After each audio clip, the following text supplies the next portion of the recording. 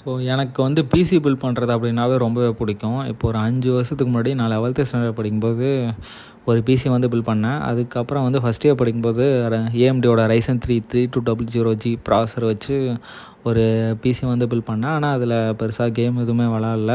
So அதுக்கப்புறம் வந்து MacBook bro M2 சிப்போட இருந்துச்சு. இப்போ வந்து மறுபடியும் கேம் விளாடணுன்னு ஆசை வந்ததுனால இந்த ஒரு பிசியை வந்து பில்ட் பண்ண போகிறோம்.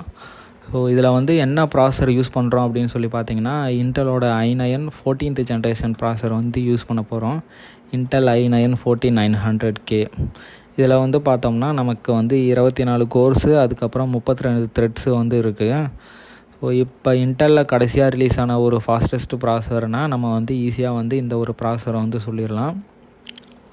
ஸோ நெக்ஸ்ட்டு வந்து பார்த்தோம்னா இந்த ஒரு பிசியில் வந்து என்ன மதர் போர்டு யூஸ் பண்ண போகிறோம்னா MSIயோட ஒரு pro series mother board.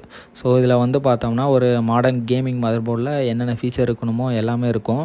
So inbuilt wifi, bluetooth, அதுக்கப்புறம் 2 HDMI போர்ட்டு, அதுக்கப்புறம் டைப் சி போர்ட்டு. ஸோ இந்த மாதிரி மாடர்ன் மதர் போர்டில் என்னென்ன ஃபீச்சர் இருக்குமோ அது எல்லாமே இருக்கும். ஸோ அதுக்கப்புறம் வந்து பார்த்தோம்னா இந்த மதர் போர்டு வந்து RGB சப்போர்ட்.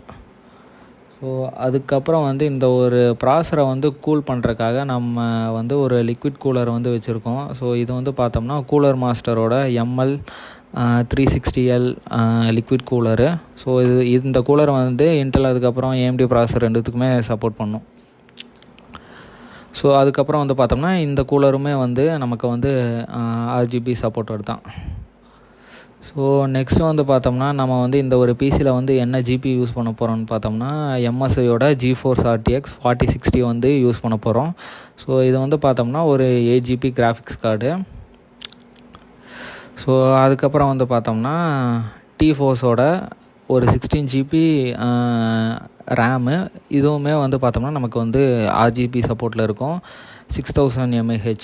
ஸோ அதுக்கப்புறம் வந்து பார்த்தோம்னா இது எல்லாத்தையுமே வந்து பவர் பண்ணுறதுக்காக நம்ம வந்து MSIயோட ஒரு 850 வாட்ஸ் SMPS வந்து யூஸ் பண்ண போகிறோம்.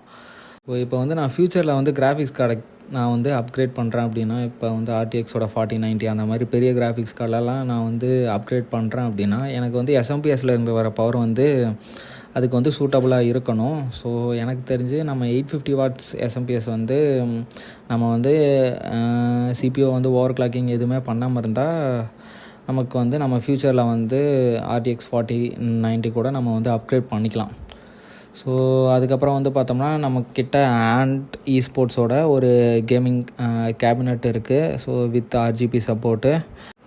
ஸோ இந்த ஒரு பிசியோட பட்ஜெட்டுன்னு பார்த்தோம்னா நமக்கு அரௌண்டு ஒரு 1.5 lakhs கிட்ட வரும்.